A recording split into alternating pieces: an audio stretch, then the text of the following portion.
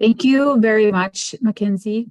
And thank you to TA2TA Project and NCJ FCJ for hosting us today.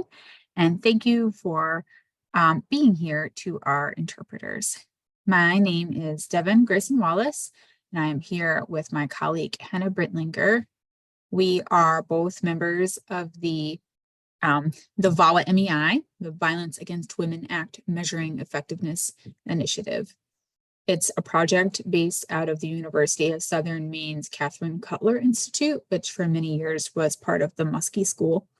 And so if you've ever heard anyone say, call Muskie, or that's a Muskie question, or refer to the Muskie reports, that's us and our team. Before I go any further, I do want to acknowledge a question that we're getting in the chat about the differences between today's webinar and the webinar Wednesday, which was geared towards STOP administrators. So this is the same, all the content will be the same as what we present on Wednesday. It's a general introduction to the new web-based tool for subgrantee progress reporting. And there are, major differences if you are an administrator of both STOP and SASP between the data that is collected for STOP and SASP, because they have different purpose areas and function areas that are funded. But in terms of how to access the tool, that bit will be the same. So if you are an administrator of both, it certainly wouldn't hurt for you to attend both, but there is going to be a recording of both today's webinar and Wednesday's webinar posted to our website in the next week or two. So if you're running into any conflicts, you can keep that in mind when considering if you want to attend both or just one. Now, any of you on the call today who are solely SASP administrators, I apologize for taking up airtime with that acknowledgement, but I wanted to answer that question in the chat. Hannah and I are joined by our lovely colleague, Olivia from OVW. Thank you so much for being here, Olivia. I'm glad we can now see you as a panelist. Thanks for setting us up, Mackenzie.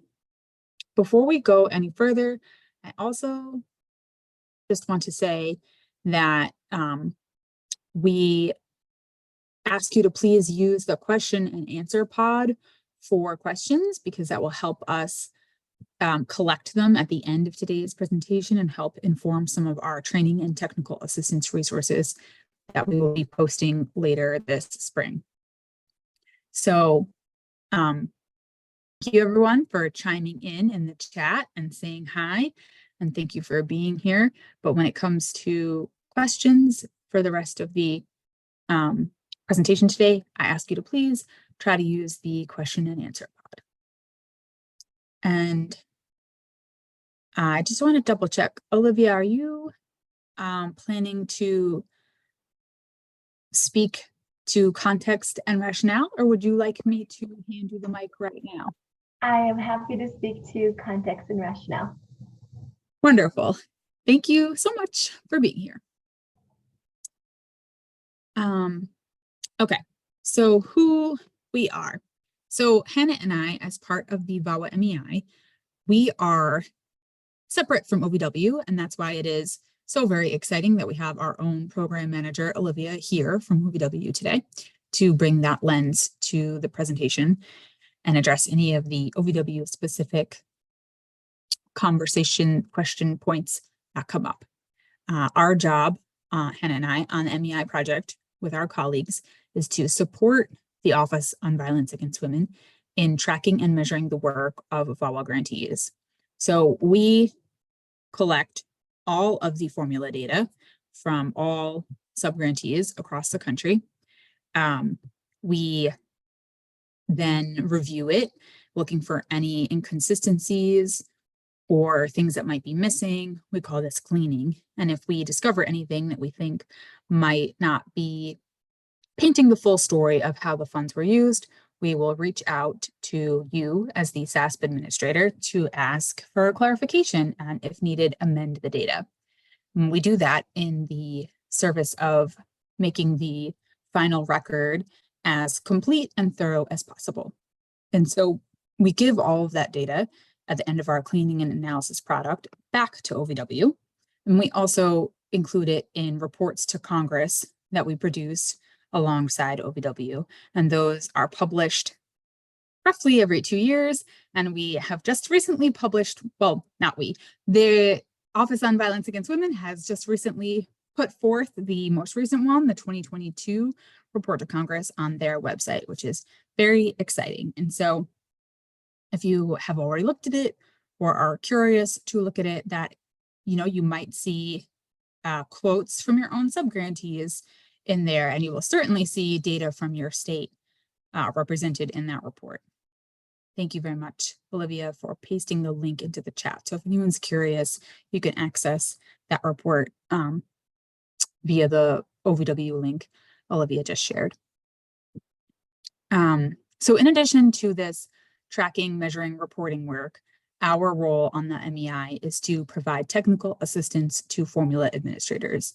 We also provide technical assistance to discretionary grantees, just as you will see discretionary data represented in that report to Congress. But, the important bit for you all today is that our job is to support you all.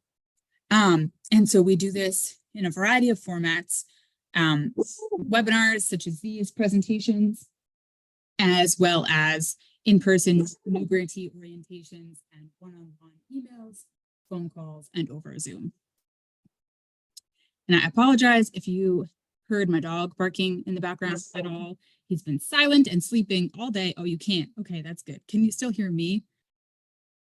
Okay, phew. Then I will try to stop worrying about it. Thank you. Okay, so that's what we do. We are ourselves we're a technical assistance provider, and we have our own grant, technically a cooperative agreement with OVW to do that work of training TA, cleaning, and reporting. So we are not grant monitors. That's not part of our role at all. I just want to double down on that before we move forward. So today, our top priority is to have you all as administrators leave here with an understanding of how you will be collecting, reviewing, and submitting subgrantee data via the new web-based tool that MEI has created and which is launching in 2 weeks from today. This includes how to navigate the administrator dashboard, which we will speak to, and then Hannah will show you in real time in the new tool, how to invite subgrantees to fill out a progress report, how to navigate those subgrantee progress reports, and who you can contact for assistance, as well as available and upcoming resources. So to that end, if you have any questions as we're going through today, even if they are not like immediately pertinent to the topic we're on a particular slide, please feel free to put those in the question and answer pod, and Hannah and I will answer them as they are relevant to the different points in the presentation, but we will also collect them for future use in future resources. Okay, one thing that I want to make absolutely clear from the beginning is that the administrator report process is not different this year. Administrator reports will still be PDFs, and you must download them from the MEI website and fill them out in Adobe Acrobat Reader, just like you did last year and the last many years, and then save them and submit them into Just Grants. So even though all of the subgrantee data will be directly entered into the new tool and submitted that way, your administrator report will still need to be filled out via PDF and submitted into Just Grants. The one thing that is different, as I'm sure you all already know, is that the due date has been extended to June 30th in order to align with the subgrantee data due date.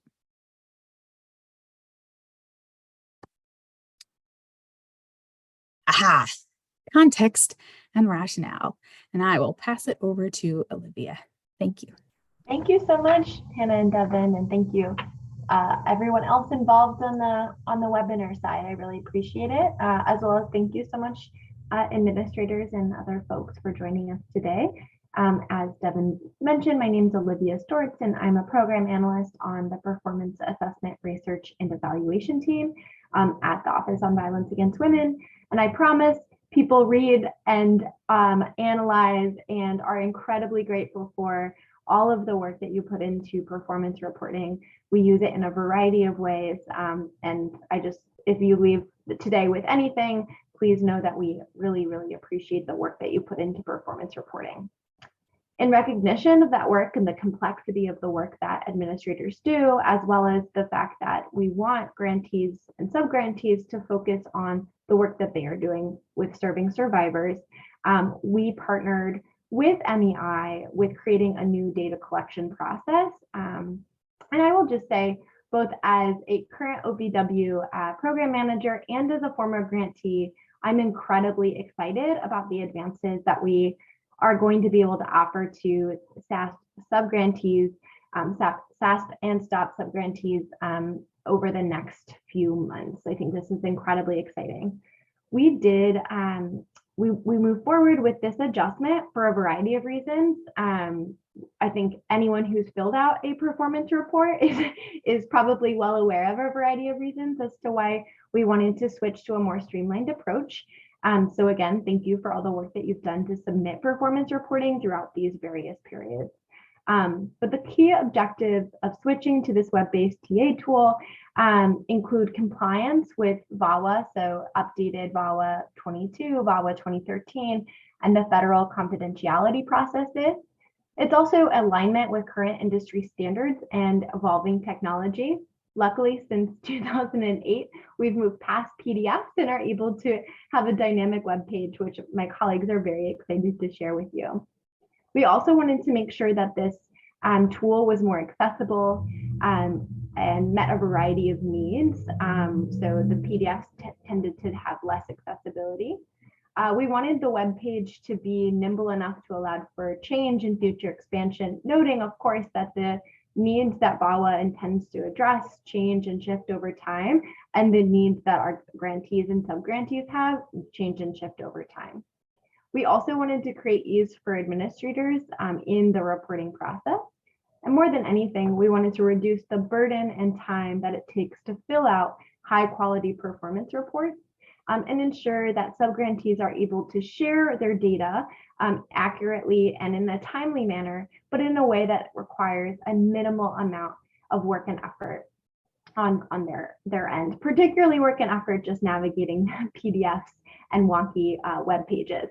So we hope that this transition will allow grantees and subgrantees to really focus on the work that they're doing and share more of it with us, because it matters and we really rely on that data. And we hope that we will continue to improve the tool and that this will be a real time saving for both administrators and subgrantees. So I, from OVW, am incredibly thankful to MEI and thankful to all of the different administrators and grantees who provided feedback and thoughts as we went through this process. So I'll hand it back over to MEI and here at any time to answer any questions from the OVW perspective. Over to you all. Thank you. Thank you so much, Olivia, both for being here today to provide that context and for all your support and enthusiasm for this work. Okay, administrator access. So each of you here who is a SASP administrator will receive an email from VAWA MEI inviting you to set up your account. Many of you, I expect, participated in the user testing because I know Hannah fielded many volunteer responses to be a user tester. So that is likely already familiar to you. But so this access begins with that email from us. You'll be able to log in, and then all administrators, each administrator will be able to access their state or territory's dashboard. And that is where you will do all of the important things. Generate links to blank and in progress subgrantee reports, view the subgrantee reports in progress, review change request and approve those reports, and then ultimately submit the final complete subgrantee reports to us at MEI. One thing to note is that if you are an administrator for both STOP and SASP, you will have access to all of those subgrantee reports in one place. It will all be part of one account. So you'll have one login and you can toggle back and forth between your STOP and SASP views. So they will be held separate, but they'll be accessible in one place. Another thing to note is that if you have other people on your team who you want to have access, you can work with us at MEI and we will make sure that everyone who needs administrator access gets it. But that initial invitation will go to one person who is listed as the point of contact, the administrator for your state or territory.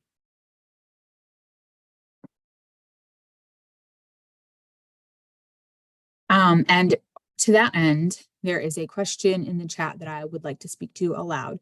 So if you are brand new and you have not, maybe you haven't received direct emails from us yet, us at MEI, you can always reach out to us to make sure that you are on our administrator list. We get that list from OBW on a regular basis. And if you received an invitation to today's event, you should be on that list, but it's always worth confirming. So this person who asked, I'm going to send you our email.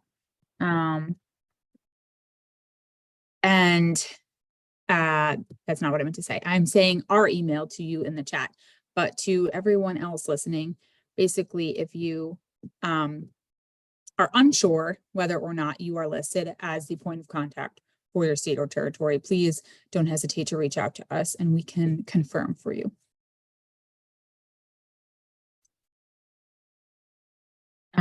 Subgrantee access. So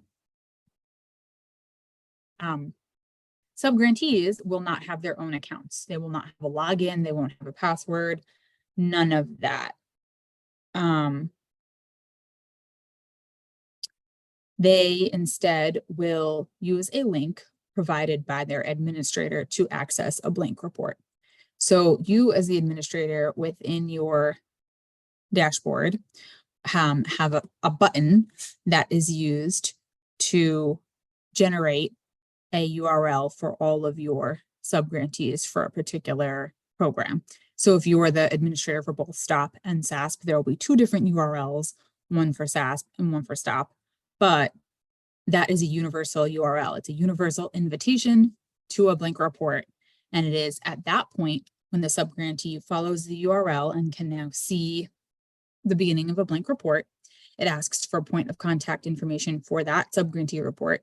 And that is where subgrantees will begin entering data on their SASP-funded activities within this web-based tool. At that point, once they have entered their name and most importantly, their email, they can save their progress and it will generate a unique link then, which is tied to their email and that they can return to at any time once they begin filling out their report so they can continue to work on it. That's also how they can get back to look at what they filled out already.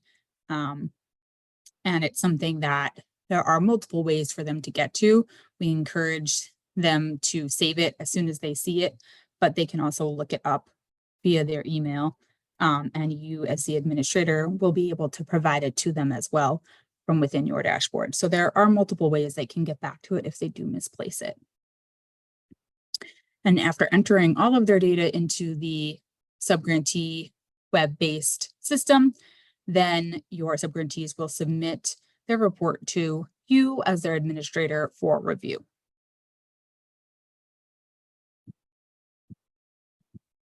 I see someone was asking about the Q&A pod, and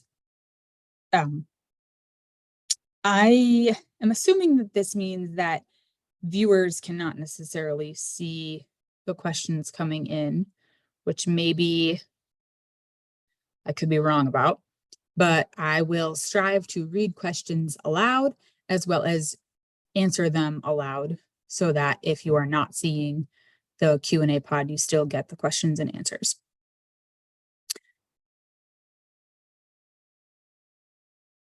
So we have another question that Hannah just answered in the Q&A pod. Thank you.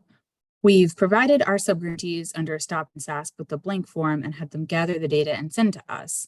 At least this first year, can we put the data in for them in this new system? And this is a great question, and the answer is yes. You as the administrator can fill out reports on behalf of your subgrantees, just as before. Someone else asks if the original link that we send subgrantees expires after a few days, and the answer is no. The general overall blank report link does not expire.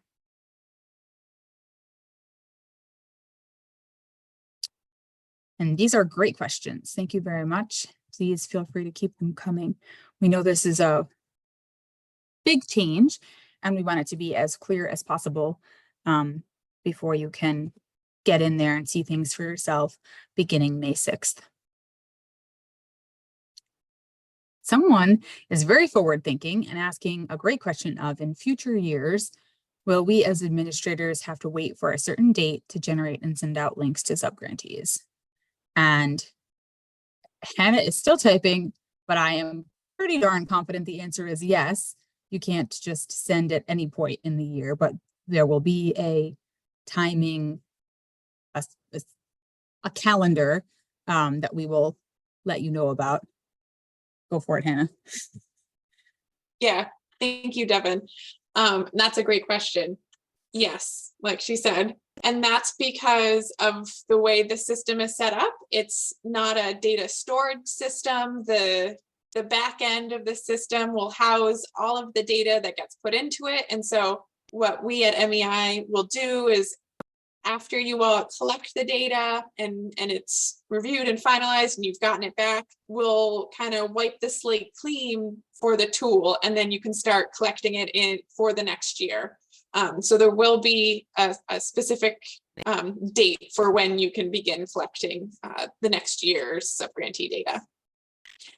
And I also want to note, as others have noted, this is a new system. We're learning what works best. And so if that strategy isn't going to work for you and your subgrantees, let us know and let us see what we can do for the new system so that it works, better for you and better for them.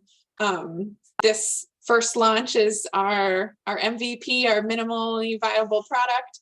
And so it's only going to improve from here, and we're excited to continue to make those improvements so it's, it works for you.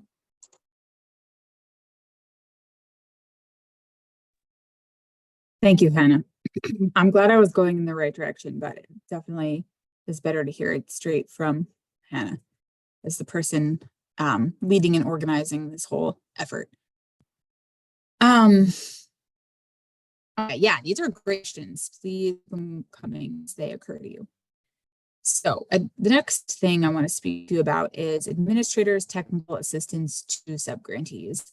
So if you've worked with us for a couple years now, you will know that we at MEI cannot provide technical assistance directly to subgrantees for a variety of reasons. But one of those, perhaps the most important, is that a lot of things are at your discretion as the administrator.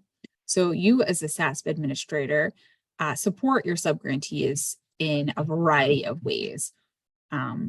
Orienting subgrantees to the data they need to report, answering subgrantee questions about the data to be collected, how to collect it, what that needs to look like, reviewing each subgrantee report and addressing any errors or misunderstandings directly with the subgrantee.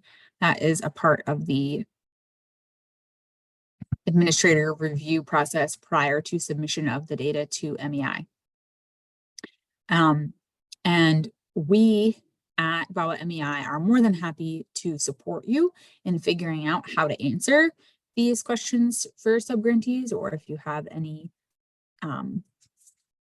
questions about the data to be collected on the subgrantee progress reports, or the ways that questions are asked, anything like that, please feel free to reach out to us. And we are happy to work with you to clarify things, answer any questions you have. We are also creating a variety of resources, which I'll speak to shortly, that will help you with each of these points. For example, there is already a example subgrantee progress reporting form on our website. It very critically, it is not a fillable PDF. You can't enter any data in it, but it does outline every single question that will be part of the data collection this year. So we have 2 more questions.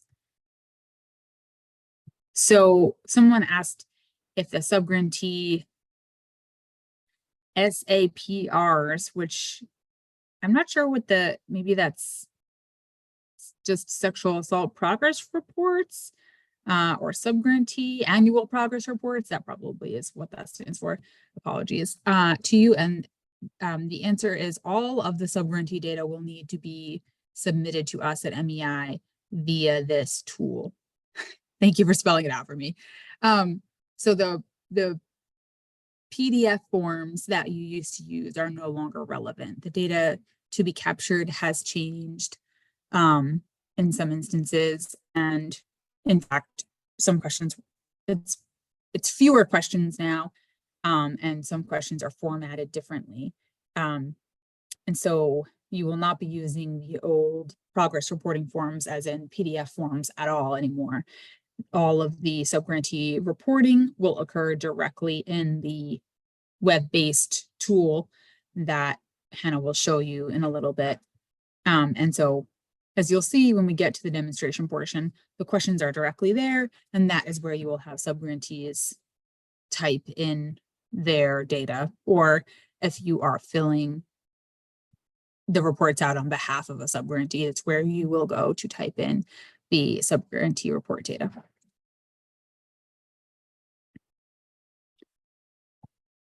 Okay, then let's see.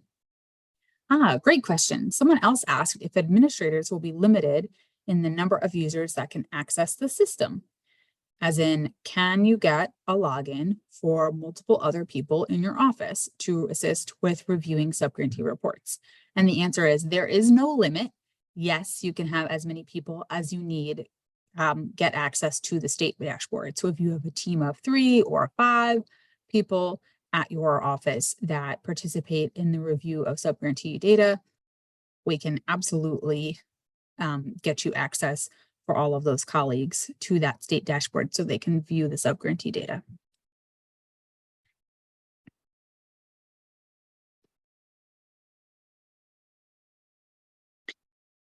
Okay, reviewing and submitting subgrantee data.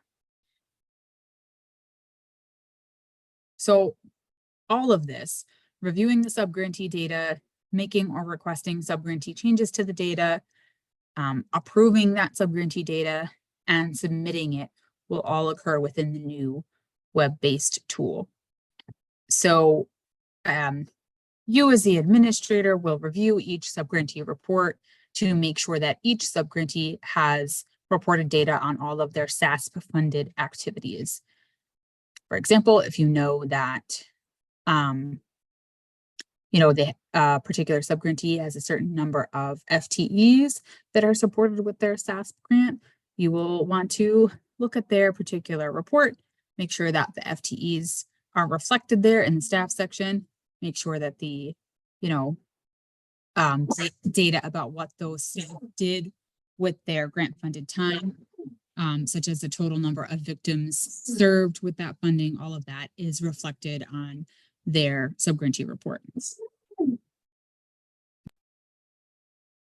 After that, you will want to either deny, make changes to the data, or approve it, depending on if you deem it to be missing anything or to have any inconsistencies or mistakes on that subgrantee report.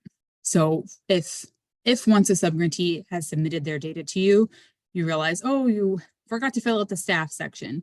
And you know that they should have multiple FTEs reflected in that section, but they don't, you can deny, and that will unlock the subgrantee report. And then you will need to, outside of the system, send the subgrantee an email saying, hi, I'm requesting you make these changes to your report. I see that you're missing your FTEs in the staff category, and ask them to go in and add and correct that data before resubmitting it to you.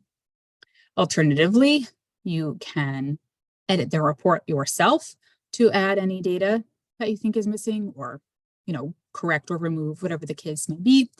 And then finally, when you,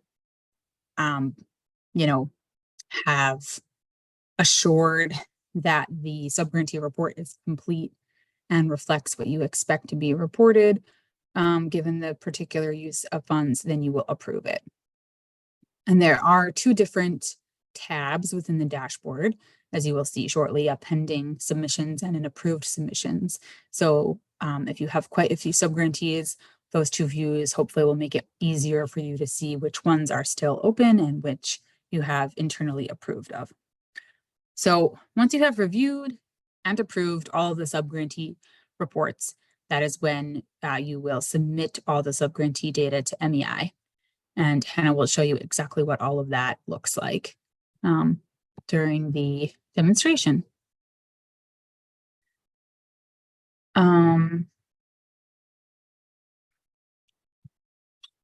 Yeah, I guess I'll answer this one aloud.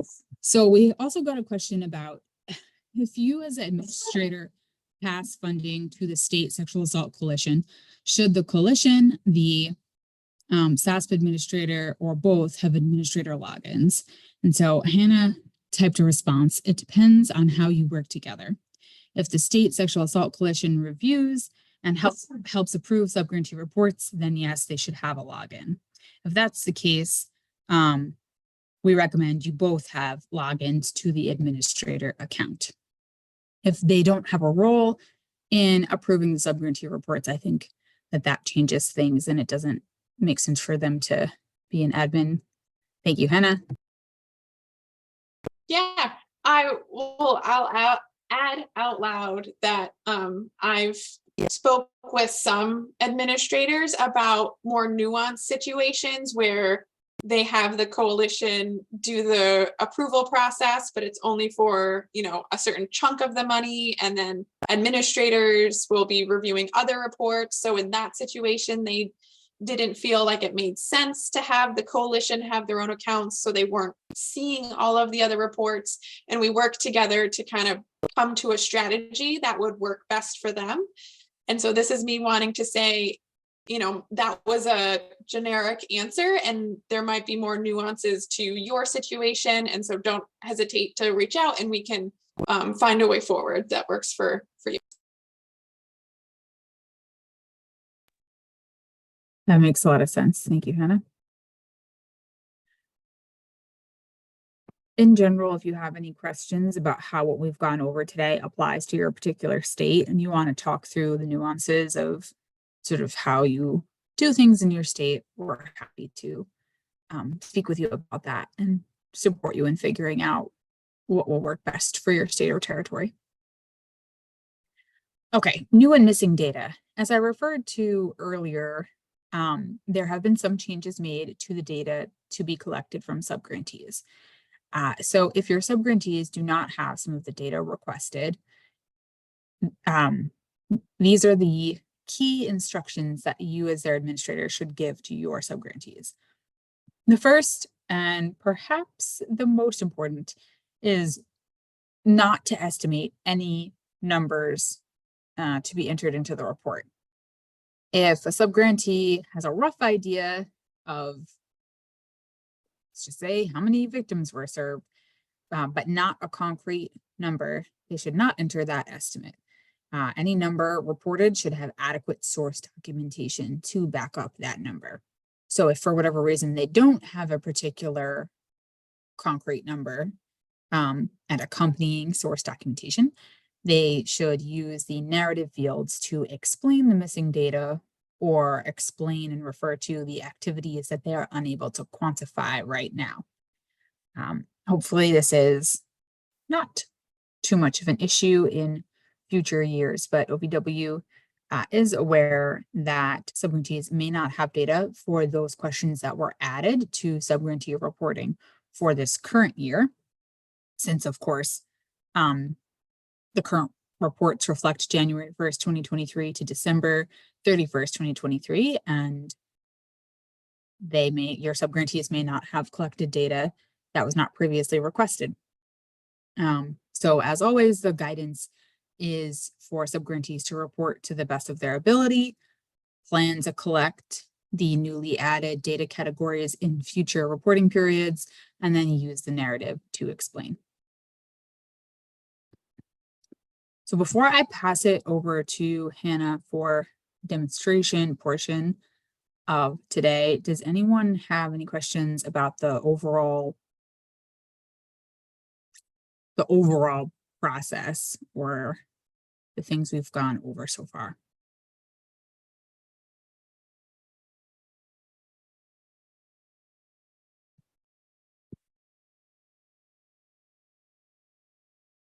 Excellent. Well, I will read one more question we got in the chat. Someone asked, if you are submitting on behalf of your subgrantees by typing their information in, can you copy and paste into the system? And the answer is yes. Narrative data, for example, you can copy out of a Word or other document and then paste into the narrative fields in the new tool. Not a lot, but some questions are like check boxes and things like that. But for those sections where you have to type text out, you can copy and paste in this new system, which is very exciting. Okay, and with that, I will pass it over to Hannah to get into the nitty-gritty of how to navigate this new dashboard and the accompanying subgrantee reports. Actually, we got one more question, Hannah, that I'll speak to. Sorry, someone asked how long between when the reporting opens to when it's due to you all. So after we get past this June 30th date. Actually, you know what? I'll just let Hannah answer this. Sorry, I was misreading it at first. Yeah, thanks, Devin. After this year, the reporting due date will shift back to the end of March. And so for your subgrantee calendar year 2024 data, that will be due to us at VAWA MEI May 30th of 2025. And so then from then on, we'll be back in the rhythm of that time frame. The same thing with your administrator reports, they'll switch back to March 30th as well. This was to accommodate the new system. Okay, I'm going to, did I say a different date? It's March 30th. If I said a different date, I apologize. I'm going to dive into the system. So as Devin said, you all will receive an email invitation from us at VAWA MEI. So either Devin or I will send an email out to our contact list using our VAWA MEI email address, asking, just as we've done in the past when submitting data through OneDrive, if you're an administrator of previous years, and we'll ask you to let us know who should have access to the system. So that's an opportunity for you to let us know everyone. If it's you and 3 other people in your office, or you and your state coalition, just let us know their name, their email address, and what they should have access to. If you're both STOP and SASP or just, SASP, we'll send out that account invite. You'll get an email to set up your account, which is really setting up your password for your account, and then you'll be able to log in. So the URL for the new site is reporting.vawamei.org. And so when you type that in, you'll be brought to this login page where you will put in your email address that's associated with your account, and your password and log in. If you don't remember your password, you can use our forgot password function by entering in your email address, and you will get an email from the system. If you have 5 failed login attempts at the same, or excuse me, if you fail to log in 5 times in a row, your account will be locked for 10 minutes, and you'll know you were locked out because you'll get an email address, an email notification. If that happens, wait the 10 minutes, maybe reset your password, and then get into the system. But so you'll sign in. Apparently my internet is taking its time. And once you finally do sign in, you'll be brought to the home page.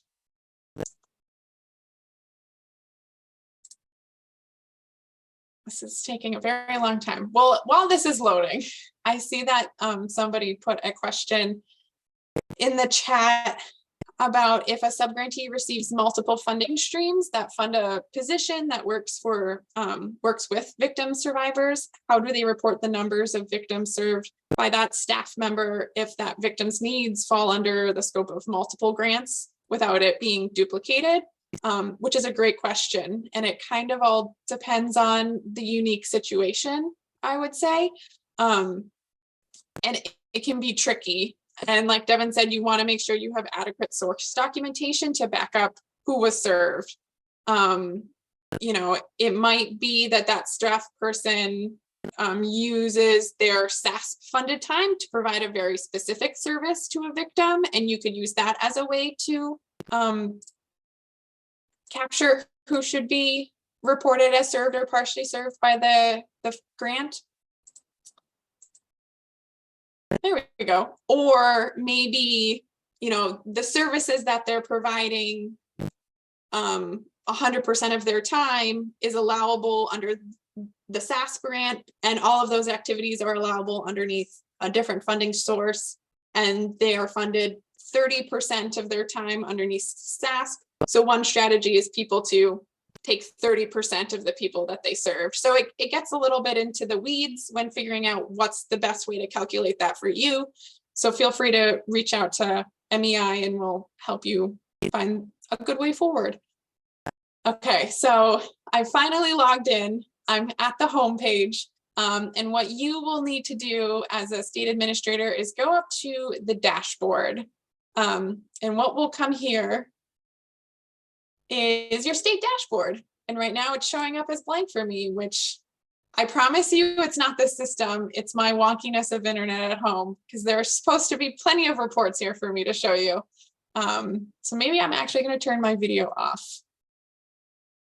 My apologies. There we go. Now we see the main state dashboard. I hope you all are seeing that. Once you log into your state dashboard, you will be brought to this lovely table that shows the reports that are in progress, that have been completed, etc. When you first log in, this table down here will be blank, as you have not begun, you know, capturing, or subgrantees haven't begun filling out reports. I recommend that you know, once you do get into your account, you get familiar with the dashboard a bit, which I'll go into details in a moment about, you know, all of the features.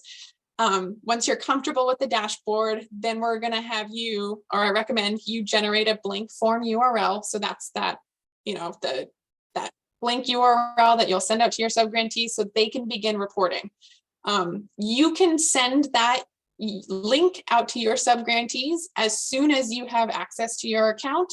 And, you know, we're going to send out requests for access on May 6th. And if you get into your account on May 6th, you can begin collecting data from your subgrantees on May 6th.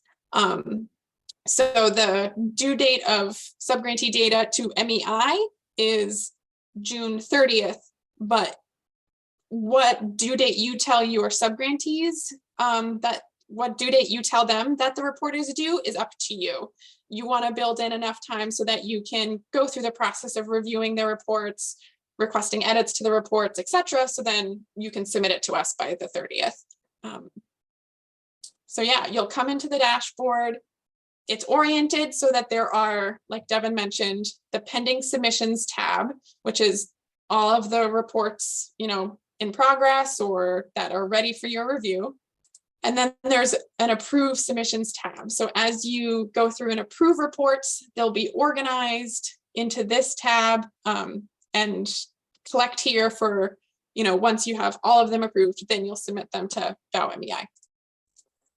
So the pending submissions tab has information organized by the subgrantee name.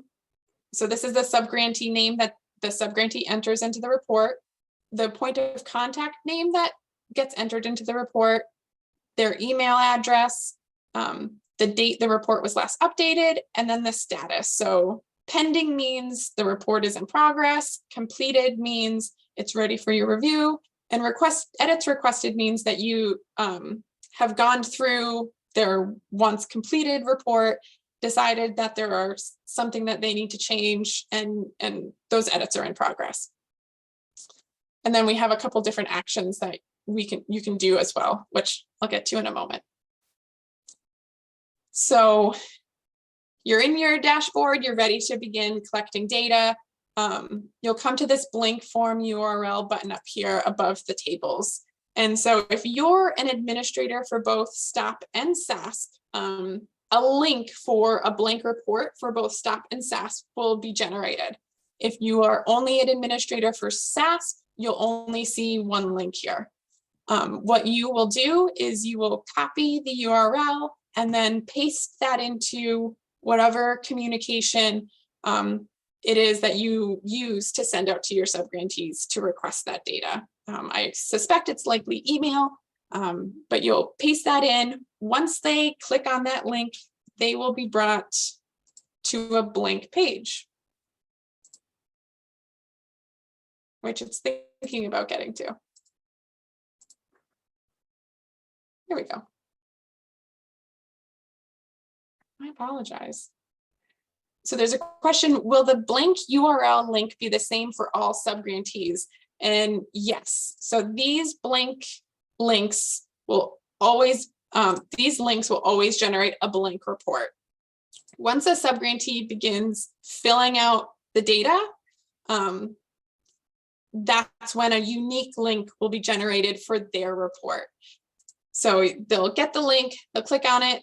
If they want to start a new report, we'll go through and enter in, you know, the required information. I'll enter this in for demonstration purposes because they won't be able to create that unique link until they fill out this page completely.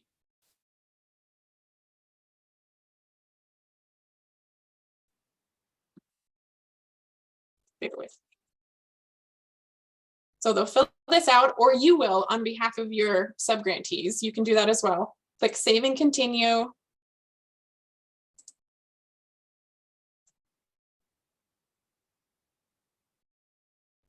It's going to think about it.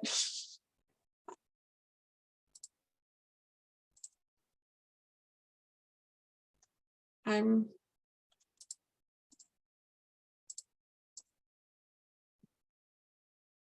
promise you it's my internet access.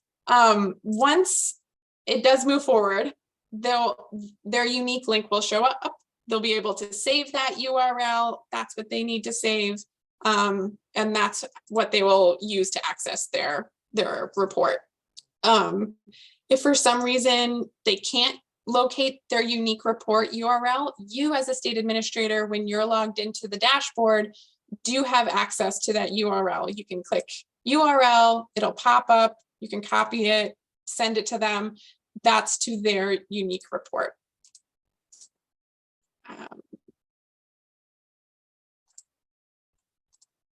Okay. So once they go through and they filled out their report,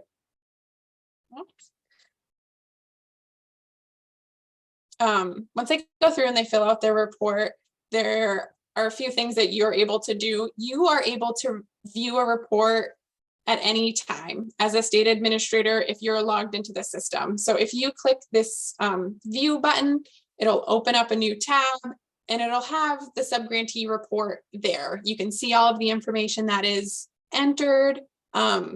If you would like to make edits to the report, you can do so by clicking edit this report, and that will unlock the report so that you can make whatever edits necessary. You can save, go to the next page, move through any place that you need to make those edits. And then once you're done and you've saved it, you can turn off editing, and then you won't accidentally make changes while you're, just reviewing their report.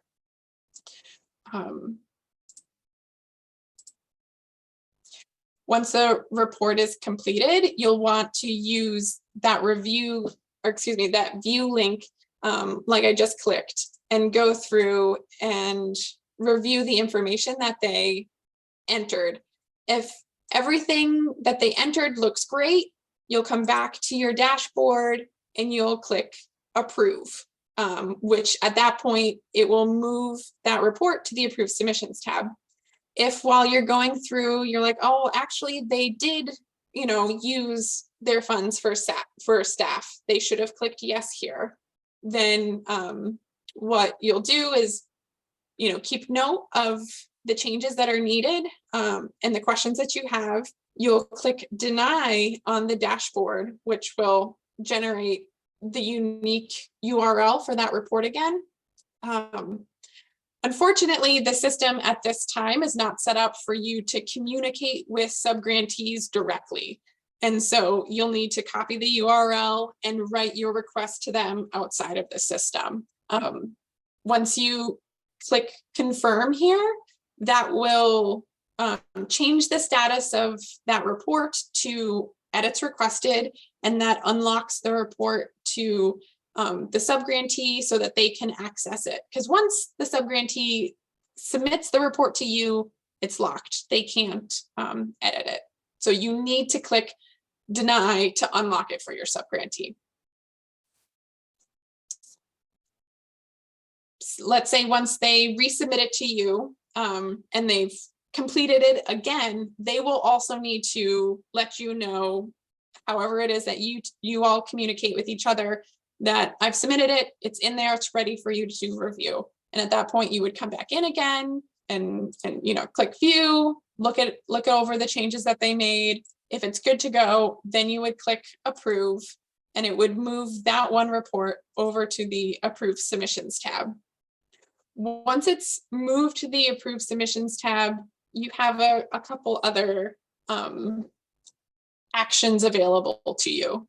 So once it's here, it's kind of waiting for all of the other reports that you need to review before you submit and finalize it to us at VOW MEI. So when a report is in the approved status, you can view the report, you can generate the unique URL if need be, you can download that data that's in that report, or click unapprove. Which is important that you have that ability to unapprove the report, because if you've approved a report and you find out or you realize, oh, actually that report needs an edit, you need to click unapprove and move it back to the pending submissions table, and then click deny to unlock the report so edits can be made.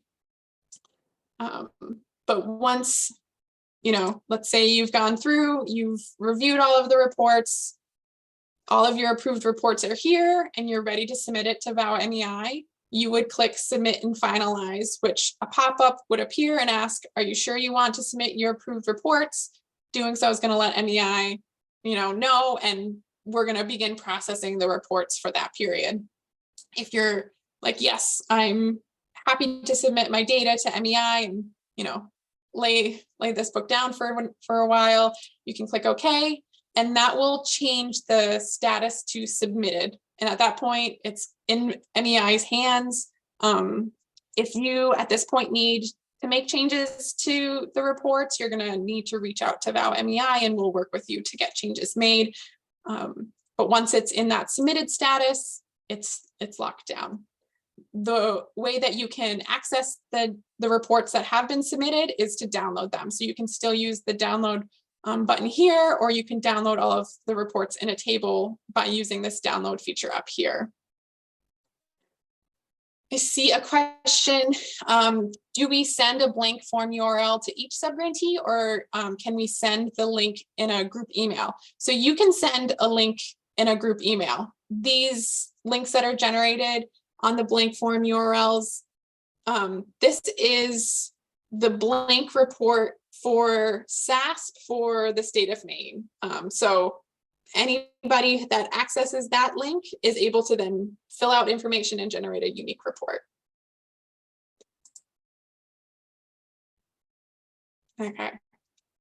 So once you're in a subgrantee report, there's a couple ways to move around it. You know, one, if you're familiar with the subgrantee reports that were when they were PDFs, some things will look familiar to you. So it's set up with the same sections as the subgrantee fillable PDF form. So we have a general information page, staff page, purpose areas, products, victim services. Legal services was added per the 2022 reauthorization of VAWA.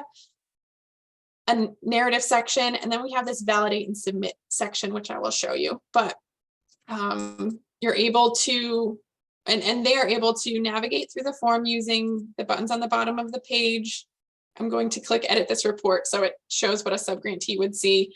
And so you can go to the next page, save and go to the next page, save and go to the previous page. You can save progress and continue later. So what this button does is brings up that URL, that unique form URL that's needed to access a report that's, you know, in progress.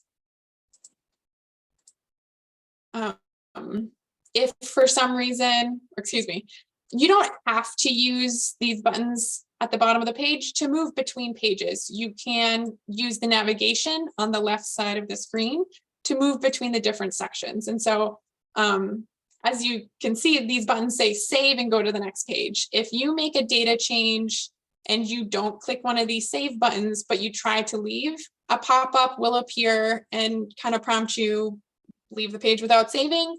If you want to leave without saving your changes, you would click OK. If you want to go back and save, you'll need to click cancel and then save and continue on. You see that there's a question in the Q&A pod. Do we need to submit any subgrantee reports in JustGrants once submitted in this dashboard? Great question, and no. So the subgrantee reports that you are collecting and your subgrantees are filling out using this tool, they will just need to be submitted to VAWA MEI via the tool. And then the only thing that you need to submit into JustGrants is your administrator's report. Okay, so as you're filling out, or as your subgrantee is filling out the report, you might see that there's some green check marks, green circles with check marks over here, which is indicating that that section is complete. You know, the information has been provided, or it's been viewed, and it's ready to go. If you're getting, or you're seeing this yellow circle with an exclamation point, that means there's something incomplete in that section, or there's a validation error in that section. And so what I mean by that is, again, if you're familiar with the fillable PDFs, there's those validation requirements that have been built into the system. And so if a validation is not being met, the website will tell you and tell your subgrantee. So one way that it alerts you to that will be a red text describing what the issue is. And so here in the staff section, it's saying that this total must be greater than 0. And that's because, you know, I indicated that yes, staff was used for, SASP funds were used for SASP, but then I didn't report any staff FTEs. So it showed up at the bottom here, and it showed up as a yellow circle and exclamation point. As soon as I remedy the issue, it'll go away, I can save it, and then the validation will be updated. in the navigation pane. The third way that a validation issue will be displayed is in this validate and submit page. So if a subgrantee goes through and fills out the report, or they think they filled out the whole report and they get to the validate and submit page, if there are any remaining issues, that will appear here. That'll list out the sections that have issues. So what's showing up here is that, you know, the victim services, legal services, and narrative sections weren't filled out, or they weren't answered. There was required information that I did not provide. So I can jump quickly to that section by clicking those links within that page, and then I can begin filling out the required information. Again, you know, they're telling me the total served and partially served must be greater than 0. So, you know, if you're using funds for SASP, most of the time you should also then be reporting victims as served or partially served. So they would go through and fill that out. Once all of the validation issues have been addressed, this list will, you know, not be present because everything's been accounted for. And then this submit button will become live. And at that point, they would click submit. And then that, once the subgrantee clicks submit, that would change the status of the report to complete. So then you know that it's completed.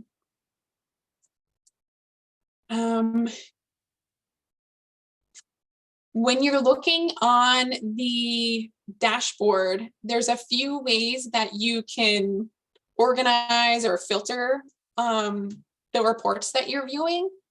And so if you're a state administrator for both SASP and STOP, this program drop down here will allow you to toggle between the two. And so just by simply clicking STOP, I was moved onto the STOP forms. If I want to go back to SASP, I can go back to SASP. If you're an administrator for only SASP will appear here. So you won't have the option to go to STOP. You can filter by the date range, which is the date the report was last modified or last updated. And so you would select your range, click apply. If nothing's entered here, all of the reports will be displayed.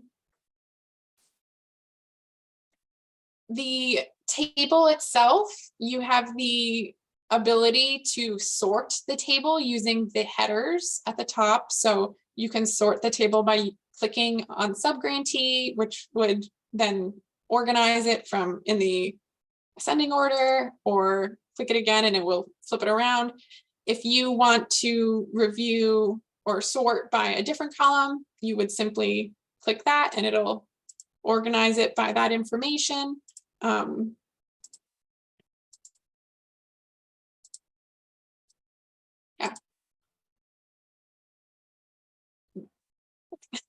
The delete button under actions will only appear if the report is in pending status. So this is helpful if, you know, you send out the blank form URL out to your subgrantees and they start to fill out a report and they realize, or excuse me, they start to fill out a report and they stop and then they go back to the report, but say they forgot that they started a report or something was happening with their internet and they accidentally had, you know, more than one report started.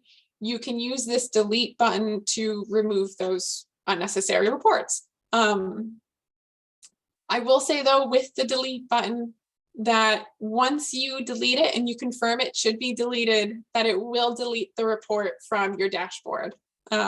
If you accidentally delete a report, you can reach out to ValMEI, we'll help you get it back, but you will not be able to get it back. So it does, if you click delete, a pop-up will appear asking you if you are sure you want to delete that submission. If you click OK, it's going to remove it.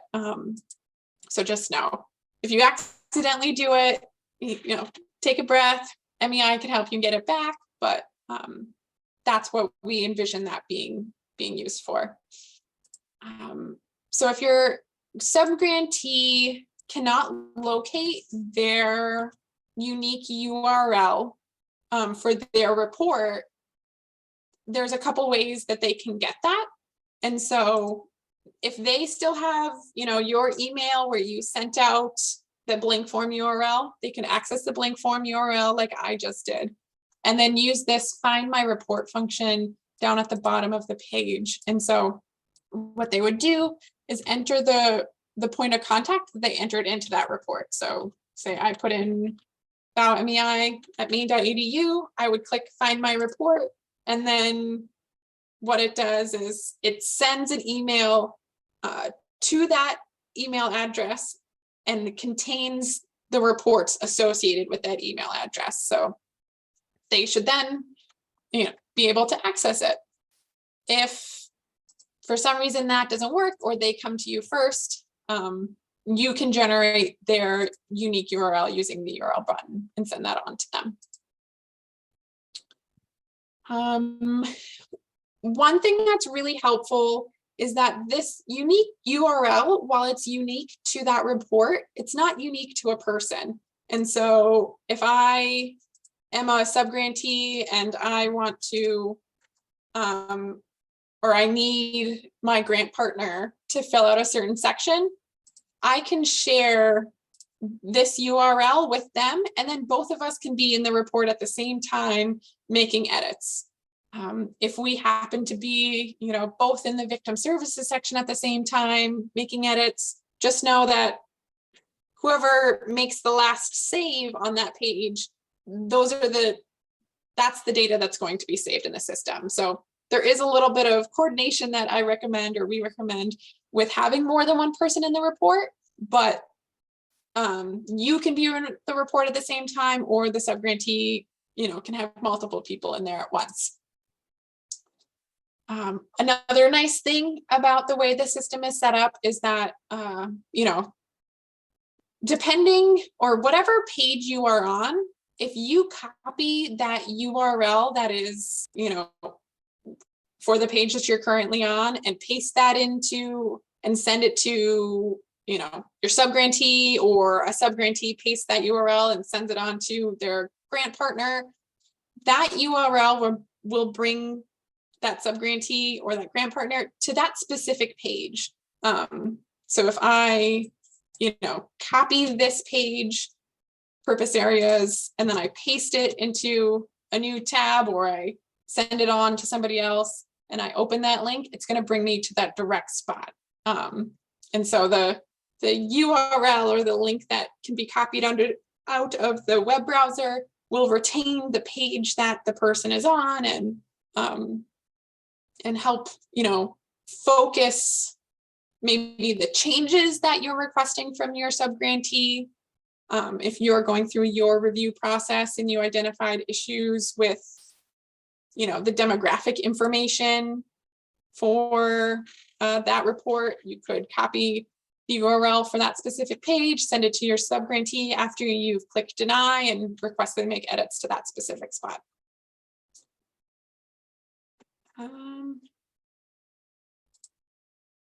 Are there any questions so far about anything? Oh, great. I'm so glad you think so, Leah. I think there's a lot of positives to this new system. One of them being, hopefully for y'all, that all of the reports are in one spot. You're not needing to keep track of individual emails with fillable PDFs in them. You'll be able to come to the same spot and see where everything is at, what's the status. And, saying that, again, this is the first time we're launching, and we're excited about the improvements that can be made to this to make it really work for you, make it work for your subgrantees. And so don't hesitate to let us know when issues are popping up, when you're, thinking about ways that the system could be better situated to, create ease for you all. I see a question in the Q&A of if there is a general training for subgrantees that's already recorded. And so I think in one of our later slides, or maybe we already went over it, doesn't matter. ValMEI has recorded how to fill out a progress report in the tool, and we will have a flat like how to guide that's essentially has the same information of how to navigate the report, how to handle validations, how to submit it. And that's will be available on our website for the launch of the tool. And those are a couple of resources that you can, send to and link directly to for your subgrantees. Yeah. What else? Devin, am I missing anything that you think should be addressed? I don't think so, Hannah. I think you've done a really nice job of walking through the different sections and buttons. Downloading the data, actually. Did you speak to that? If you did already. Okay, cool. Excellent. No, I had the same thought as I asked you that question. Thank you. Thank you. So there's a few ways to download the data. And this is, I think I would put it as an area with some growing pains for the system. There's definitely some room for improvement in terms of user friendliness. So just putting that out there right now, but I still think it's amazing. So you as a state administrator can download the reports in a couple of ways. So I have pointed out this download reports button, and what this does is it downloads the reports in essentially an Excel file, but it is technically I think it's called a CSV file. And so it'll appear as though it's an Excel file, but it won't have all of the other nice attributes of an Excel. And so once you download the data and you open it in Excel, you'll actually want to first go File, Save As, and save this file as an Excel file. And what that does is it retains any formatting you put in here and anything like that. So the way that the data is downloaded is this first column will have the technical variable names for all of the fields. So this is, kind of a peek into the back end. The second row has labels, which I think it will be much more useful to you, much more useful to your subgrantees. And that describes the specific, field in question. And so for those of you who are familiar and comfortable using Excel, I think this will, be hopefully easy for you to navigate and understand how things are set up. That being said, if you need any support being able to understand how you should or can interpret or use the data that is downloaded in an Excel, don't hesitate to reach out to ValMEI. I'm happy to kind of do a general of like, this is how it's set up. This is what you can expect. The data gets downloaded in the exact same order as the order it is in the report. So hopefully things will flow as you would expect it to flow. Okay, so there's that download reports button. And then when you're in the approve submissions tab, you have the option to download a single report, and that downloads the report also into a CSV file or, an Excel. It'll open as though it's an Excel file. I'm saying that out loud, and this is telling me it's an Excel file. So I'm actually wondering if our developers updated it. So if that is the case, my apologies for any confusion, but this seems like you don't have to worry about it. Did you unmute Dee? Yeah, I was gonna say that this is nope, I should have just kept my mouth shut. Sorry.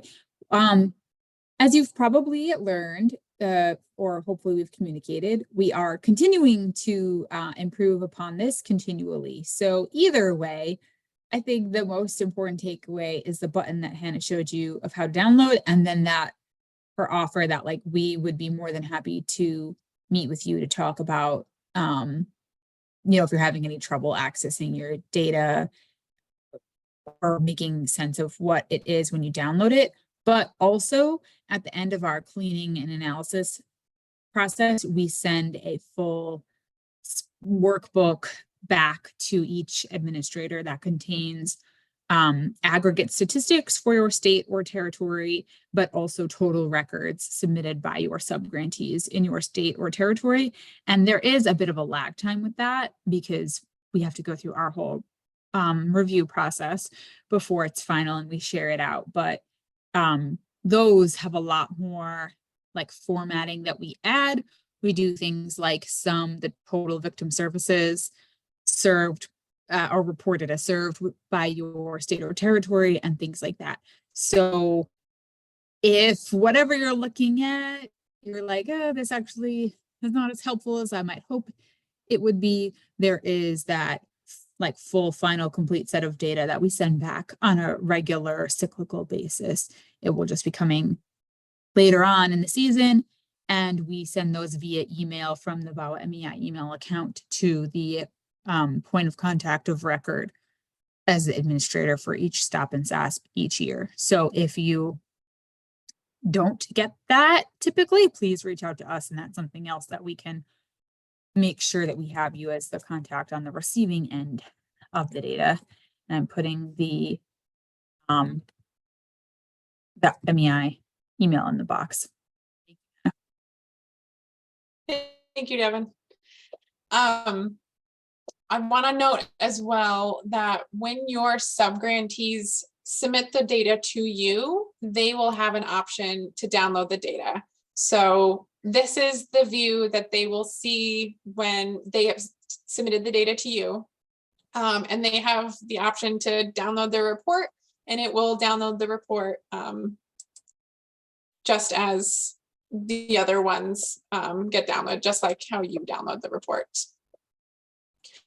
There was a question, what about late submissions? And so a subgrantee misses the deadline and we need to send in the rest of the reports. That's totally okay. As we've done in the past, we're happy to work with state administrators on,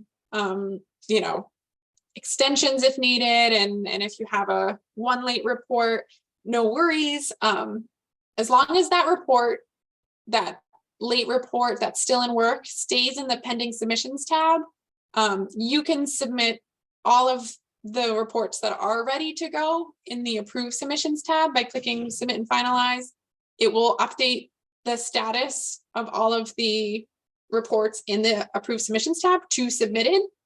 And if you then, that subgrantee completes their report and you review it, it's good to go, you approve it, it will still move that report into the approved submissions tab, and it'll say approved in the status. I wonder if maybe this one, I'll go through and yeah, this one looks like it's ready to go. I click submit. Yes, I want to submit. That updates that report to completed. And then if I approve that report, it moves it over to the approved submissions tab. And so as you can see here, this one still says submitted, but this one is approved. So once you're ready to then submit this approved report, you would still click submit and finalize, and then it will update any reports that are in approved status to that submitted status. I see the question, will this new system change the ways you all send us red flag reports? Great question. Yes and no. So yes, in the ways that a lot of the issues that might have been popping up are hopefully going to be addressed in our built-in validations, which is why I was bringing up a report. I wanted to show some of the validations, but it's not as easy as I want it to be. Just know that we've built in a lot of validations that will flag and not allow the report to be submitted if that issue persists. So for example, if we don't see enough services submitted for the number of victims that were reported, the report will not be able to move forward, so they won't even be able to submit it to you until that's been addressed. And then you'll submit it on to us. So what it does is it allows MEI to be more targeted and, focused in our review. So if there are issues that are coming up and then we send you a red flag report, it'll hopefully be much smaller than what you might have seen in the past. And it will hopefully be, easy and straightforward to address.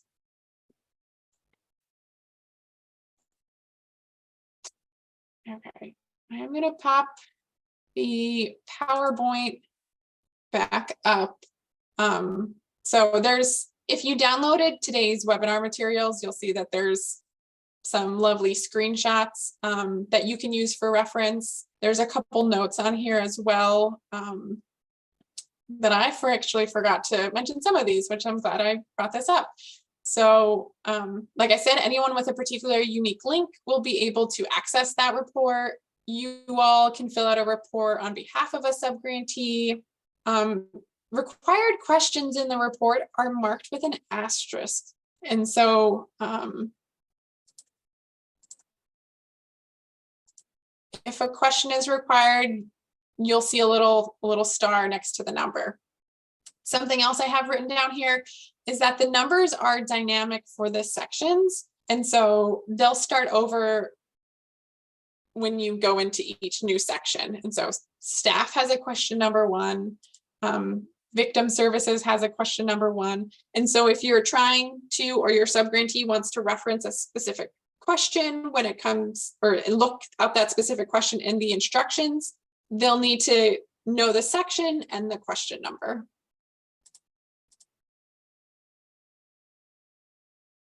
This slide goes over those validation errors and markings that we talked about.